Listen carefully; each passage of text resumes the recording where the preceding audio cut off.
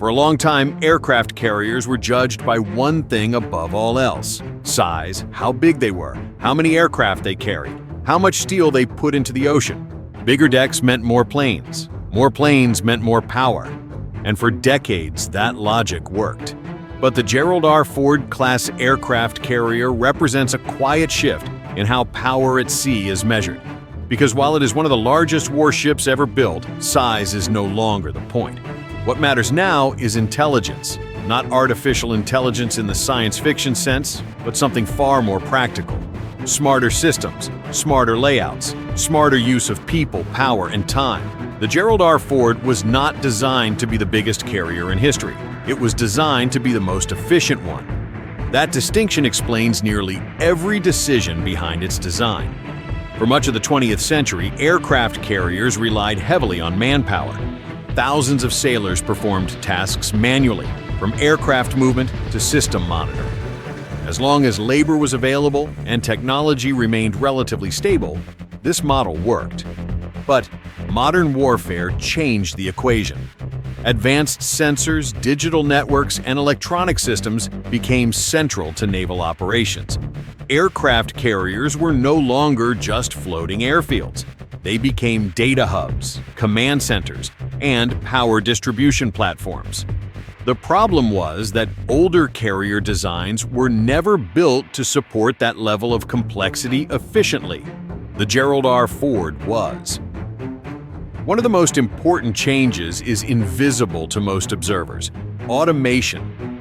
Across the ship, systems that once required constant human supervision are now digitally monitored. Maintenance is tracked in real time. Equipment health is analyzed automatically. Problems are identified before they turn into failures.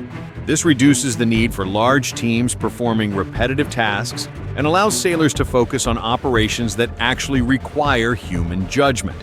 The result is a carrier that needs fewer people to run, even though it does more. This reduction in crew size is not cosmetic. Over a 50-year service life, it translates into massive savings in training, logistics, and personnel costs. But more importantly, it changes how the ship operates day to day. Fewer sailors means less congestion, less fatigue, and more sustainable deployment cycles.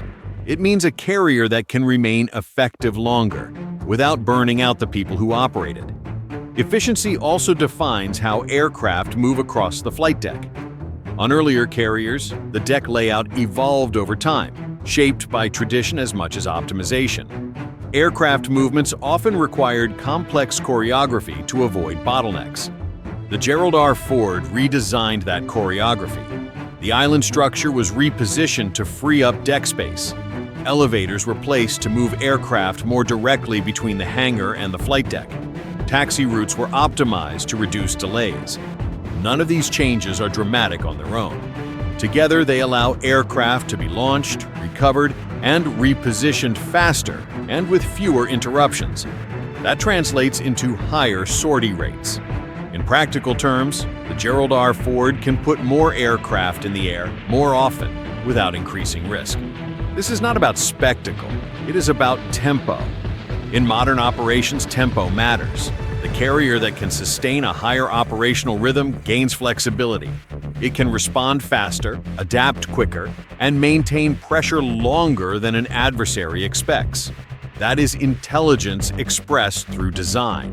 The same philosophy applies to power generation. Earlier carriers generated enough electricity to meet their immediate needs, with limited margins. As systems grew more power-hungry, those margins shrank.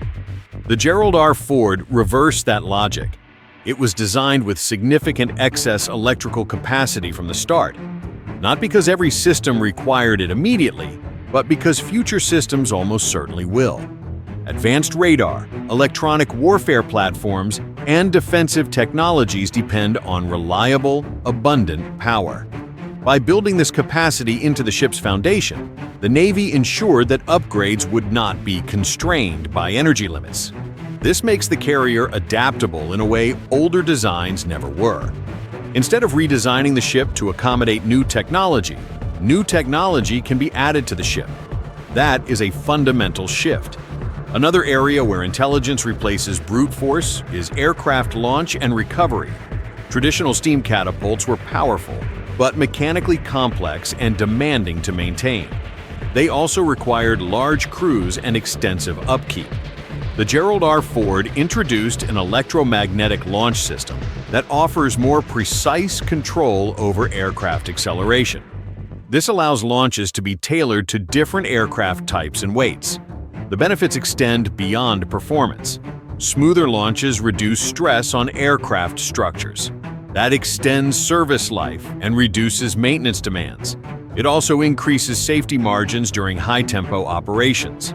On the recovery side, modern arresting systems absorb energy more efficiently, supporting faster and more consistent landings. Together, these systems allow the carrier to operate more predictably, with fewer interruptions and less downtime. Predictability is intelligence.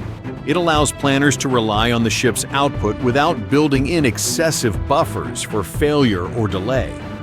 Perhaps the most important intelligence built into the Gerald R. Ford is how it treats information. The carrier is not just a platform for aircraft. It is a node in a much larger network. Sensors collect data, systems process it. Decisions are made and shared across the strike group in real time. This integration allows the carrier to function as a command center, not just a launch platform. In modern naval operations, the ability to coordinate across air, surface, and subsurface domains is critical. The Gerald R. Ford was designed to support that coordination seamlessly. Its systems are built to communicate, adapt, and scale. That intelligence extends to maintenance and lifecycle planning. Older ships were often upgraded reactively. Problems were fixed when they became unavoidable. The Ford class takes a different approach. By tracking system performance continuously, maintenance becomes proactive. Components are serviced or replaced based on data, not guesswork.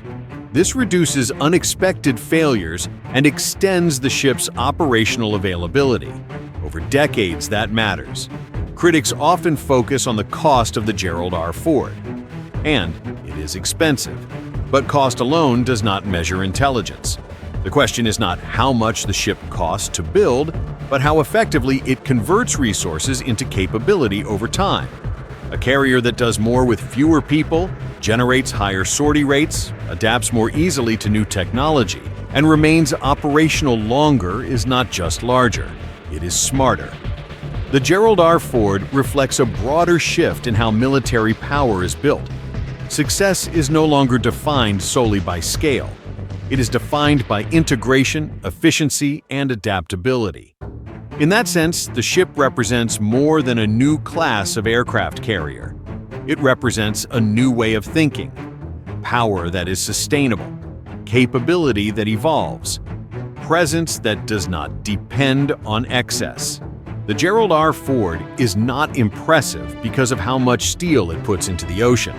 It is impressive because of how carefully that steel is used. And in a world where complexity continues to grow, that may be the most powerful advantage of all.